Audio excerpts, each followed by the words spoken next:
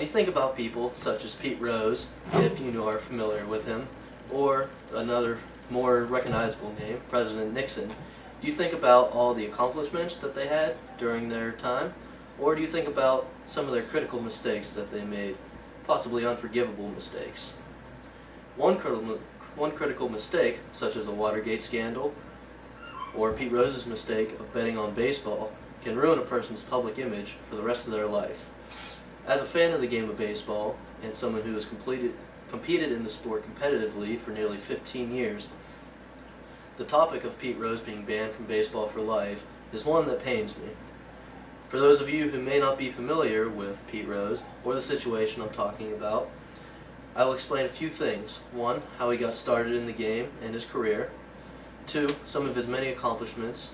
And 3, the reason why he was banned.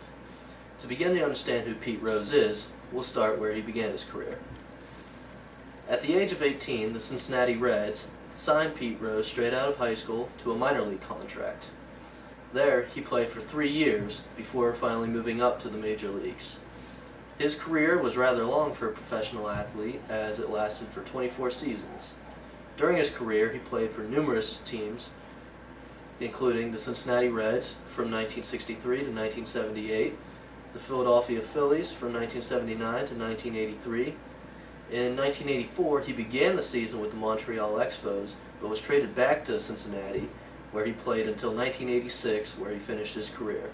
During his second stint with the Reds, that is when he set his record that he's most known for, which is the all-time hits leader in the major leagues.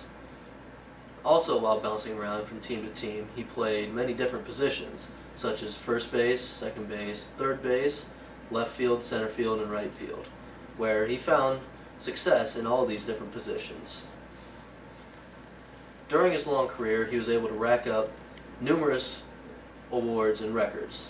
Some of his major awards include the 1963 NL Rookie of the Year. He was a 17-time All-Star. He won the NL batting title 3 times, which, if you aren't familiar with what a batting title is, that is given to a player from each league, either the American League or the National League, who held the highest batting average during that season. In 1973, he won the National League MVP. Of the 1975 World Series, he was able to win the MVP of that also. He is a 2-time Gold Glove winner, which, again, if you're unfamiliar with what a Gold Glove is, that is given to a player who had an outstanding season in the field playing defense.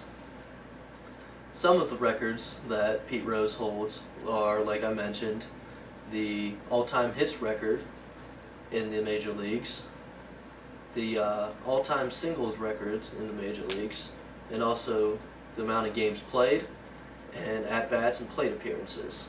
Like I said, these are just some of his many records. There are numerous more. After his fine career in the major leagues, the only thing that would seem left to do would be to induct him into the Hall of Fame. However, his induction into the Hall of Fame has been impeded by his one crucial mistake that he made during his career. After he finished playing, he went on to manage the Cincinnati Reds for a few years, but in 1989, he went under investigation by the Major League Baseball Association. His reason for this was that he allegedly had been betting on baseball games, which, according to Major League rules, is illegal and punishable by banishment from the league for life. During this investigation, they found, according to Rick Weinberg of ESPN, that he had developed a pretty severe gambling problem and was gambling between $8,000 and $16,000 a day on baseball games, including sometimes on his own games, betting that his team would win. On August 23, 1989, they concluded their investigation and found him guilty, and Pete Rose was banned from Major League Baseball for life. This meant that he was not eligible to be inducted into the Major League Hall of Fame, and he would never again be able to play or manage any team inside of the major leagues. But this wasn't the end of his troubles either. In 1990, he was fined $50,000 and sentenced to 5 months in prison for tax evasion that stemmed from this gambling on Major League Baseball. So after all that, arguably one of the best players of all time had his image tarnished and his legacy possibly ruined because of his mistakes. So in conclusion, I hope that those of you who may not have been as familiar with Pete Rose now know a little more about him and have an understanding of who he was. Recently, there's been a lot of debate about whether he should be able to be inducted into the Major League Hall of Fame. So, to leave you with a little food for thought, do you think that he should be able to be reinstated into the major leagues and be eligible to be inducted into the Hall of Fame? Would you be able to forgive him for those mistakes that he made?